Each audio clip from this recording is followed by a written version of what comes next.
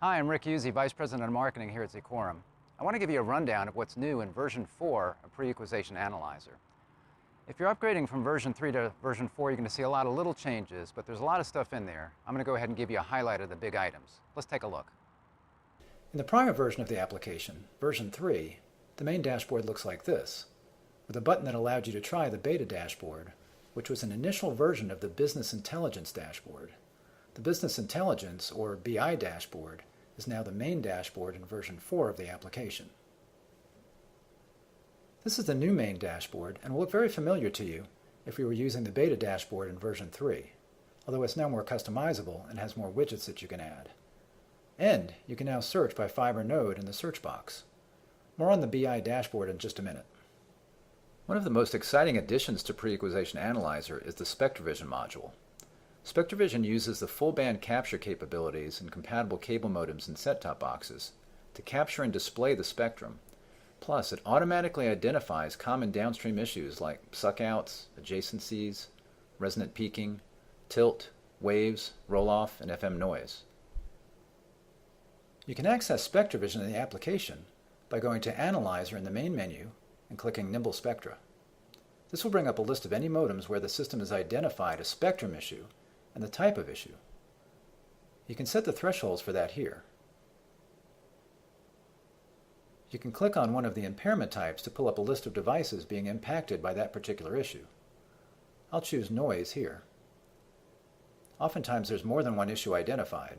I'll go ahead and click on the one that says it's just noise by clicking this chart icon to see the spectrum capture and any highlighted issues. It's nice that Spectravision will tell you when it sees FM noise. You're probably not broadcasting an FM signal on your cable plant. So if you see FM ingress, that means that there's something like a loose connector in the subscriber's home that's letting that FM signal in. Here I see a device with a suckout, a wave, and FM noise.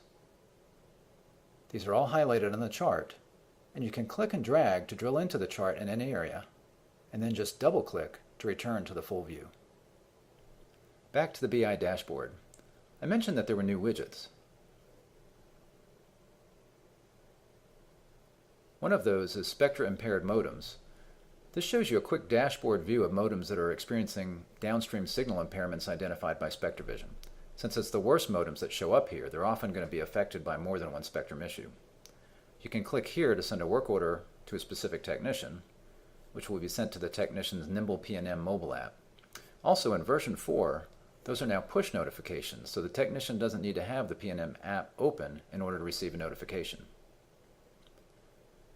This new widget shows you online and offline modem status over time, which gives you a quick way to keep an eye on that from the dashboard. And there's also a widget on the dashboard that will show you any correlation groups you may have, which are groups of modems that are likely being impacted by the same upstream impairment. The default shows the worst correlation groups across all CMTSs, although you can select a specific CMTS. Speaking of correlation groups, there's now a correlation group history feature so that you can review past correlation groups. Just navigate to the correlation group through the new widget on the dashboard or by clicking the Signature tab when you're in the Detail view. To see the history, just click the clock icon and enter a date range. Noise Patrol is a widget that shows you the worst performing nodes. If you click this icon, it will rescan the modem on that node, repolling all the parameters that make up the health score, which are upstream pre-EQ figures, downstream receive power, MER at the modem, and if the modem supports it, any downstream spectrum issues that are identified through full band capture. This can take a minute, so I already have that open in another window. An algorithm looks at all that data, weighs it, and scores it between 0 and 100. Any device that scores 90 or less is going to be considered unhealthy and will show up in the list. These are usually in-home problems and are often related to loose connectors, bad shielding, and other issues that will allow noise to leak into your return path. So this is a really good list to use to attack your worst modems on your worst nodes that are likely causing ingress. We see here that none of these devices support full band capture, so we're not able to take that into account when scoring the health of any of these devices. If any of these were full band capture compatible, there would be a green check mark here. Here I have a device with a score of 75. When I click this box, it will open information about that device. I see my health score here, and the issues that the application has identified that produce that score. In this case, this device is identified as a distorter, and it has ICFR, or in-channel frequency response issues. If I scroll down over here, I see the usual information that appears in a modem pop-up box. Here's a device with a health score of 84. It's listed as having a compression issue, it's a distorter, and it's in a partial state, meaning that there's at least one channel that's offline. You can hover over this icon to see a description of those issues. There are a few other changes I want to show you. Here I've opened up the modem pop-up box with details on a particular device, which should look familiar. Now, when you're looking at an individual modem's details, you can create a work order right from this pop-up box. Again, this is delivered through a push notification to the mobile app of the technician that you've selected. We've also brought back the post-pre-EQ charts, so you can once again click here to see what the signal looks like to the CMTS after pre-equalization. And modems that are full band capture capable will also show the last spectrum capture in the modem pop-up box. You can click this button to go see more details in SpectraVision.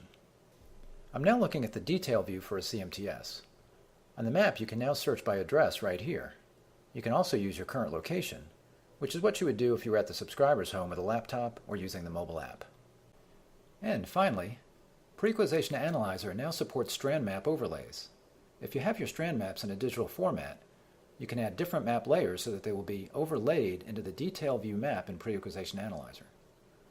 The layers currently supported are active devices, passive devices, and coax cable, with more to come soon. Once the map URLs are entered into the map settings, you will see checkboxes on the map that let you select and activate the additional layers.